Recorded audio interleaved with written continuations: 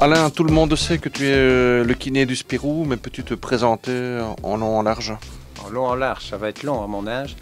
Alain Petit, 57 ans, marié, père de 4 enfants, grand-père de 6 déjà, kinésithérapeute spécialisé en kinésithérapie du sport et en thérapie manuelle orthopédique.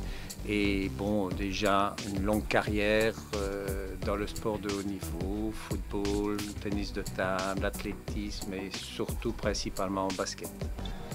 En cette fin de saison, on voit Dwayne Broyes par exemple qui émerge. C'est un peu logique, il est plus frais. Mais il n'a pas participé malheureusement à la Coupe d'Europe. Il est resté plus de 8 semaines au repos. Donc effectivement, et en plus il a faim de basket. Donc c'est sûr, c'est sûr. Ce sera le cas de Tokošek Gelia par exemple aussi. Voilà, quand il va retrouver ses marques, ce sera son cas aussi. Et j'espère qu'il n'y aura aucune récidive au niveau de sa blessure, parce que ce type de blessure est toujours très embêtant. Est-ce que le Spirou peut émerger physiquement justement dans cette fin de saison? Eh bien, j'espère de tout mon cœur. On va faire en sorte, c'est-à-dire qu'on a déjà parlé entre nous, avec les entraîneurs et tout, pour adapter la charge de travail de certains joueurs.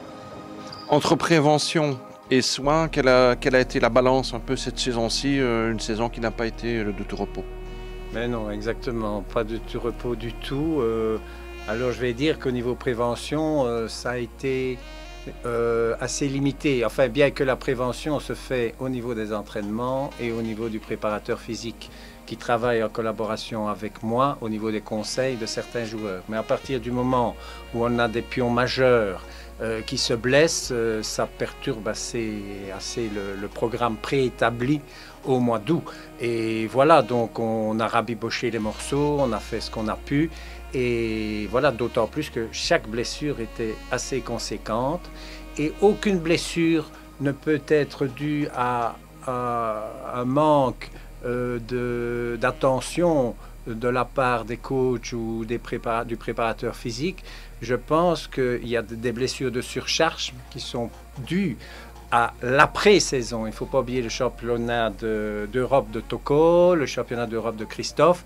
Et les deux blessures qu'ils ont eues, ce sont des blessures de surcharge. Ça, c'est indéniable. Les autres blessures, ce sont des blessures de jeu. Là, on peut dire malchance, quoi, hein, quand André retombe sur le genou de Dwayne. Bon, qui peut éviter ça? Personne. Ça fait partie aussi du sport. Et voilà, alors il y a tout ce que les gens ont vu, toutes les absences des joueurs, mais je ne vous dis pas tout ce qu'il y a eu sur le côté avec des joueurs qui jouaient quand même le week-end. Donc c'est une saison un peu noire, un peu difficile, et tout ce que j'espère, c'est qu'on soit tous au complet pour les playoffs, quoi, voilà.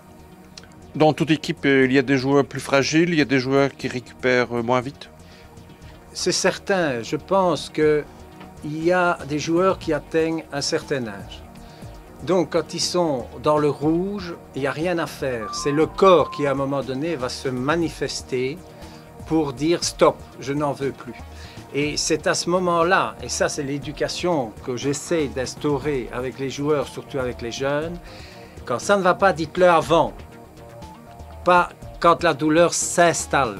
Et c'est à moi alors, et avec le docteur, de décider si il peut continuer ou s'il est temps de faire attention. Certains joueurs aussi qui ont la trentaine, qui ont un certain style de jeu, ben, évidemment, s'ils n'ont pas eu de repos à l'entre-saison, eh bien oui, ça devient plus difficile. La récupération n'est pas la même à 30-35 ans qu'à 20. Ça, c'est une évidence. Surtout dans un sport qui maintenant allie le physique, la rapidité, la justesse. Donc c'est un sport assez complet à ce niveau-là.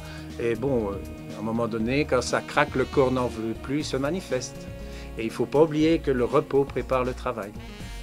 Des surentraînements, c'est pire que de ne pas s'entraîner assez. Il y a un autre petit dans le basket professionnel. Eh oui, mon fiston, mon fils aîné, 32 ans.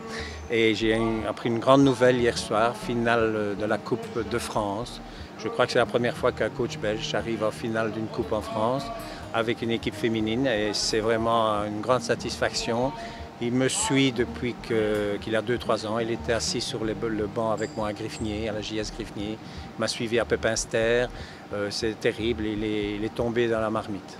Mais lui plutôt au niveau coaching. Là, il est beaucoup plus fort que moi. Parce que là, moi, je n'y comprends rien.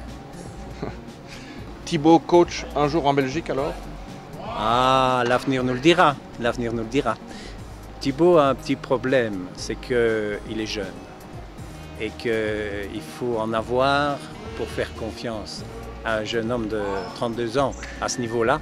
Donc, mais enfin, bon, un jour, une équipe d'hommes, c'est sûr, il s'est déjà occupé d'une équipe d'hommes en Suisse où il a été en finale de la Coupe. Et je crois qu'après l'étape Arras, ce sera le comeback en homme. Ton avenir est toujours au Spirou la saison prochaine?